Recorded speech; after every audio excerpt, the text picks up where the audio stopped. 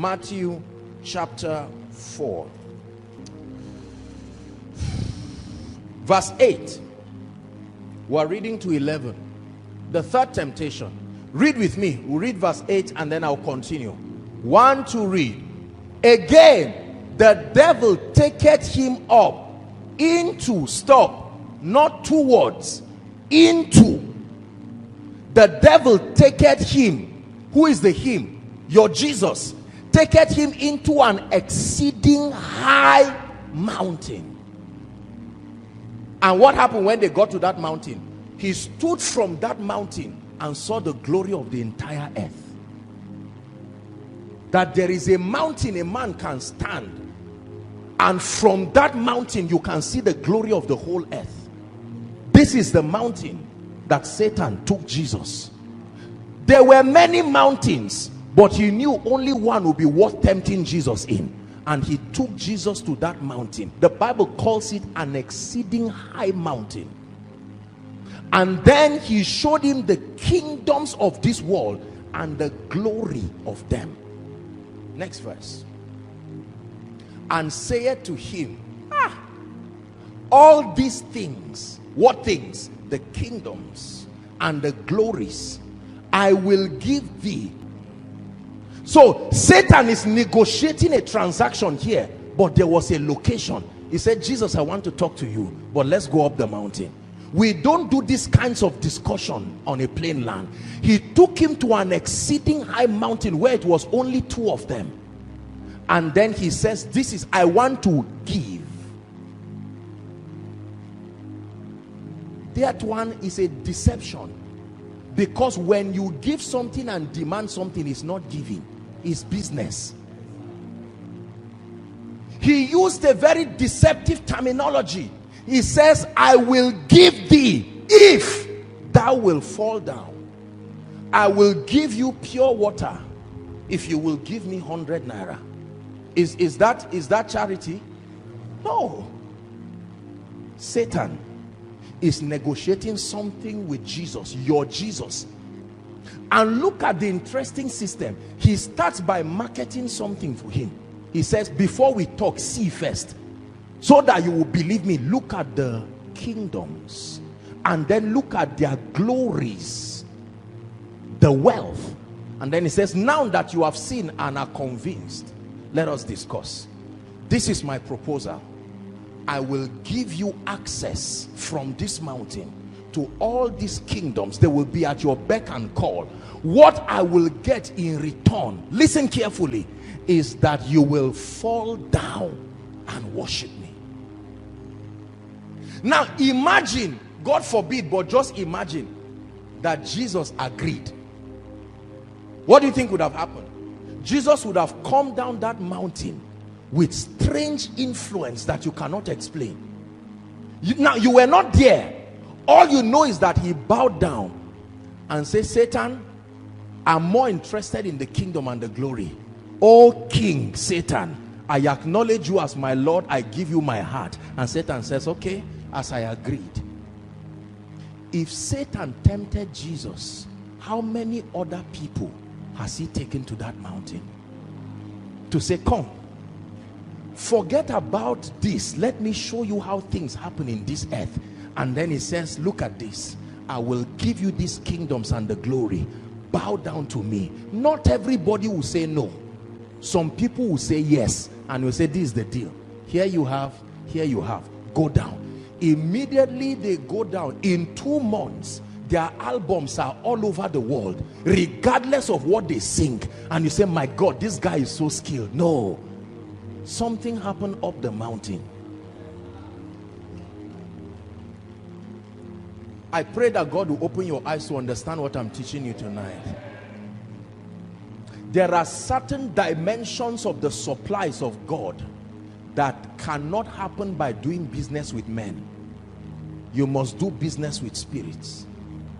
I cast my crown before, listen, the highest royalty. Remember, that's what Satan wanted.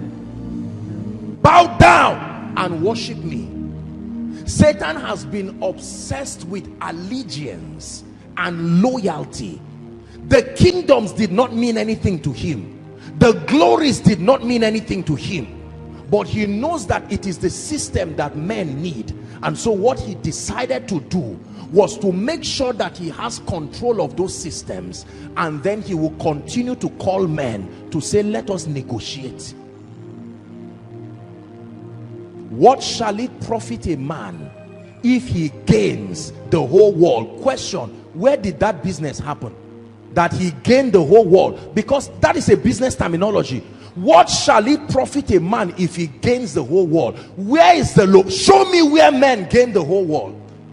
Do they gain it in a bank? Do they gain it in an investment house?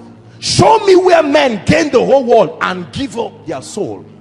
That business, when you get there, the commodity is your soul versus the world, not your product. Your soul and the world. Your soul and the world. Your soul and the world. Your soul and the world. So you now know that it says, I wish above all things that you prosper, but I hope your soul too was not lost while you are prospering. I hope that the way you prospered was God's own way. I know how you are prospered. When your soul does not prosper, it was exchanged for your wealth. Sit down, sit down, sit down. Yabone naka sujada nena sarkin salama sarkin. My concern is not your prosperity. I can know what kind of exchange happened by looking at your soul. Immediately I look at your money, the next thing I should look at is your soul. If I find out that your spiritual life went down, there was an exchange that happened on the mountain. Whether you are aware or not, you have followed a system that has sold your soul.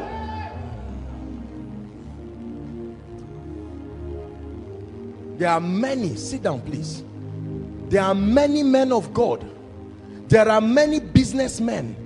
There are many captains of industry that received the world and sold their soul. This temptation Satan gave Jesus was not the last time he would give it. He has been giving it till today.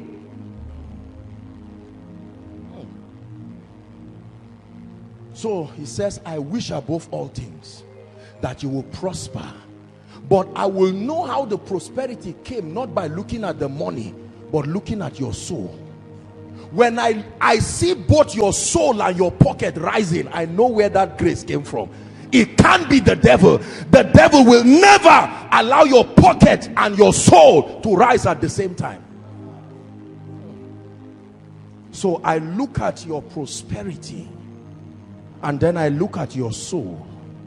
I see that in your rising, you gave up your values, you gave up your character, you gave up your family, you gave up your integrity. I know that there is a negotiation happening. You are giving your soul for mundane things. Are we together? Look what Jesus did. Verse 10. Jesus said, get thee hence, Satan, for it is written, thou shalt worship the Lord thy God, and him only shalt thou serve. What was Satan looking for? Allegiance. Satan does not need money. He does not want money. So apostle, why is it that there is difficulty in meeting our bills at home? Satan knows that men cannot endure hardship indefinitely, so he manipulates the economy and waits for you on that mountain. He knows that when the pain becomes too much and your church cannot build, the pastor will say, I thank God for this, but I prophesy, Sam, bring 1 million. Remember, that's not how he started. But because of the pain, we need money. Generator needs to be fueled fast.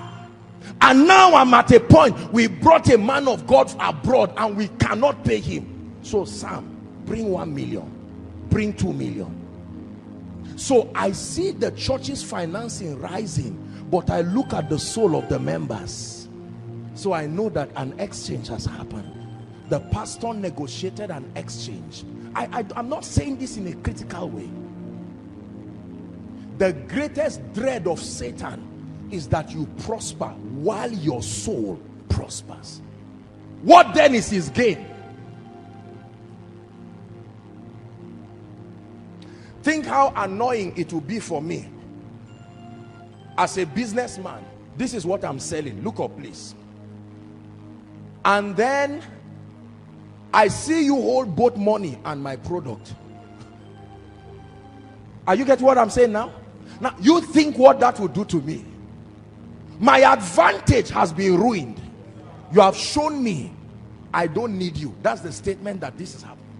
And so when you can have a prosperous soul and you are empowered economically, are we together? You get up in the morning and say, my children, we are waiting upon the Lord today, yet the increment in the school fees does not affect the prayer because the resources are there. Glory be to God. Satan says, what then is my entry point in this family? Thank you. Is God speaking to someone? What shall it profit a man? Please listen to this message, because I promise you, every one of us, you will climb that mountain. Listen. You may climb that mountain and come back with wood, or you can climb that mountain and come back as a soulless person. That on that mountain, Satan will give you mundane things. And after 30 years of wealth and affluence and increase, you will find out that you are on your way to hell. This message is a deliverance to the body of